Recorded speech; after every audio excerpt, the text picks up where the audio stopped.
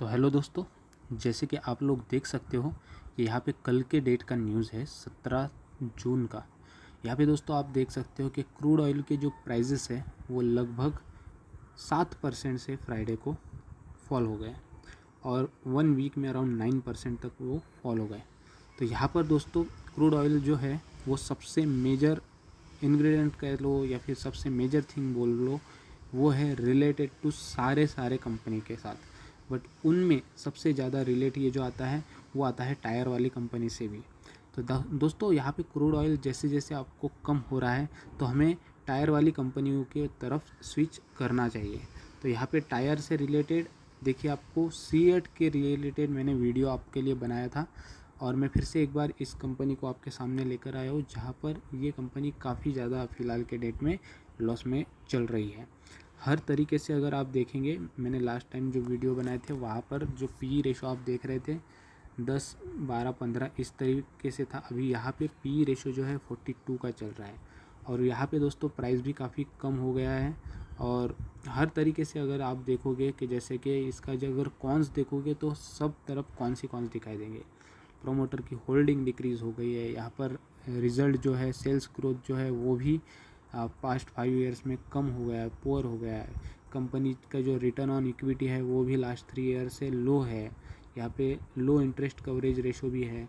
और अगर आप प्रॉस देखोगे क्या कुछ अच्छा है कंपनी में, तो बस बुक वैल्यू जो है वो still stock is trading at 1.1 times it's book value और कंपनी जो है वो हेल्दी डिविडेंड पे आउट यहाँ पे मेंटेन कर रही है। किसी तरीके का कोई फ़र्क नहीं पड़ता है दोस्तों ये दो प्रॉस की वजह से। बट इसके कॉन्स काफ़ी सारे हैं और यहाँ पर आप इसके अगर पीयर कंपेरेटर भी देखोगे, जैसे कि जेके टायर्स हो गया, गुडईयर हो गया, टीवीएस, एमआरएफ, अपोलो। एमआरएफ को तो आप छोड़ ही दो, अपोलो, बालाकृष्ण इंडस्ट्रीज, जेके टायर, इन तक हम लोग ज़्यादा से ज़्यादा देखते हैं। एमआरएफ की तरफ ज़्यादातर हम लोगों का रुख होता नहीं है, वैसे तो होना चाहिए। दोस्तों यहाँ पर अगर मैं मेन कॉन्सेंट्रेट करता हूँ इसके जो ये है बैलेंस शीट में जो कैश फ्लो होता है, वहाँ पर भी आप देखोगे तो नेट कैश फ्लो लगभग नेगेटिव। तो दोस्तों ये सारे इंडिकेट्स आपको कर रहे हैं कि फ़िलहाल आप एक झटके में लेकर के सेट टायर में से निकल जाए। पर क्या सच में ऐसा करना चाहिए? देखिए दोस्तों, कोई भी कंपनी जो होती है वो खास करके इस तरीके की जो मैन्युफैक्चरिंग वाली कंपनी होती है वो आपको सडन ग्रोथ या फिर सडन कुछ चेंजेस दिखाती नहीं है।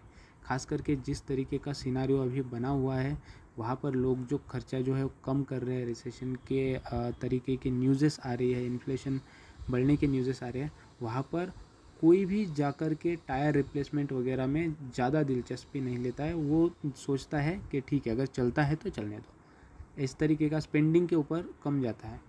तो इसलिए ये जो कंपनी है ये काफ़ी दिनों तक आपको निगेटिव में ही चल रही है, या फिर आप बोल सकते हो कि बस लो पे लो बनाते जा रही है।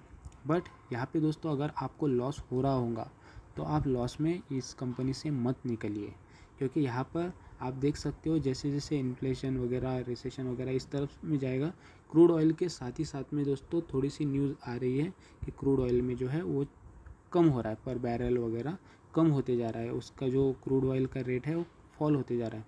तो यहाँ पे जितना जितना इसमें फॉल होते जाएगा, भले ही वन स्ट्रोक में नहीं होगा, जिस तरीके से आपने देखा था लास्ट टाइम भी 2 बार यहाँ पे 12%, 14% ऐसी हाइक हुई थी। हो सकता है क्रूड ऑयल में बहुत ज़्यादा रिफ्लेक्शन हुआ तो उस तरीके का जंप भी शेयर में आएगा, बट मैं एक्सपेक्ट मार्केट के कंडीशंस की वजह से नहीं कर रहा हूँ। अदरवाइज़ शेयर में जंप वगैरह आना या फिर आगे जाना तय है।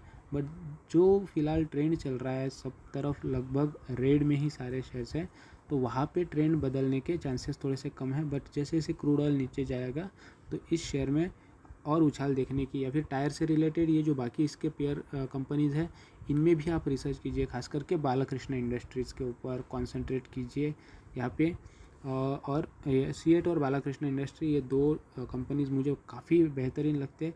एमआरएफ इतनी अमाउंट हमारे पास एक साथ होती नहीं है, इसलिए उसका एक ही क्वांटिटी लेना मतलब हमारा लगभग 1 साल का इन्वेस्टमेंट या फिर उससे भी कुछ लोगों का ज़्यादा का इन्वेस्टमेंट हो जाता है। तो इसीलिए मैं बोल नहीं रहा हूँ, अदरवाइज़ एमआरएफ भी बेहतरीन है। दोस्तों बस वीडियो बनाने का मकसद फाइनली जान लीजिए कि चाहे कुछ भी यहाँ पर दिखाई दे रहा हो फ़िलहाल के डेट में, बट स्टिल आप इस शेयर से निकलिए मत। क्रूड ऑयल मेजर इफ़ेक्ट करता है इस शेयर के ऊपर, तो क्रूड ऑयल को आप ध्यान में रखो, हमेशा उसके ऊपर वॉच रखो और अकॉर्डिंगली डिसीजन लो कि आपको इसको ऐड करना है नहीं। But as per as the concern रहा कि अगर नया कोई पर्सन है जो इसको ऐड करना चाहता है, तो मैं डेफिनेटली कहूँगा कि ये एक बेहतरीन लेवल है। यहाँ पे पूरा पैसा वगैरह तो कभी भी डालना ही नहीं चाहिए जैसा सिनेरियो बना हुआ है, बट यहाँ पे आप छोटी छोटी एंट्रीज लेना स्टार्ट कर सकते हो अगर आप नए हो इन्वेस्टर, इसमें कुछ भी इन्वेस्ट किया नहीं है अब तक तो। और अगर यहाँ पे आपने इसके हायर लेवल्स के ऊपर इन्वेस्ट किया हुआ है ऑलरेडी, तो एवरेजिंग के लिए भी, छोटी एवरेजिंग करने के लिए भी बेहतरीन लेवल है। खास करके क्रूड जैसे जैसे नीचे चला जाएगा, तो वैसे वैसे आप इसके ऊपर ध्यान रखते हुए इसको ऐड करते जाओ, क्योंकि एक बार झटके से नीचे वगैरह आता है ना क्रूड, तो वहाँ पे फिर इस शेयर में ऐसे ही 12-14% का जब जंप आ जाएगा 10% से ऊपर का, तो फिर हाथ में नहीं लगेगा। इसलिए छोटी क्वांटिटी ऐड कर सकते हैं।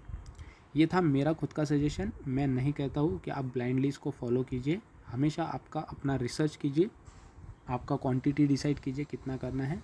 परसेंटेज 5 to 7% के ऊपर किसी भी शेयर में एक्चुअल में मत लगाइए। 10% तो बहुत ही रेयर केस में, बहुत ही अच्छा शेयर आपको दिखाई दिया है तभी। अदरवाइज़ देखिए दोस्तों, अपना रिसर्च कीजिए।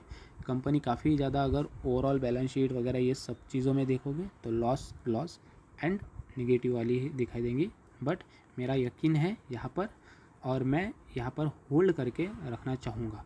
ये मेरा था डिसीजन। आप भी अपना जो इसके ऊपर का व्यू है कमेंट सेक्शन में प्लीज़ लिखिए। हैव अ ग्रेट डे दोस्तों। जय हिंद, वंदे मातरम।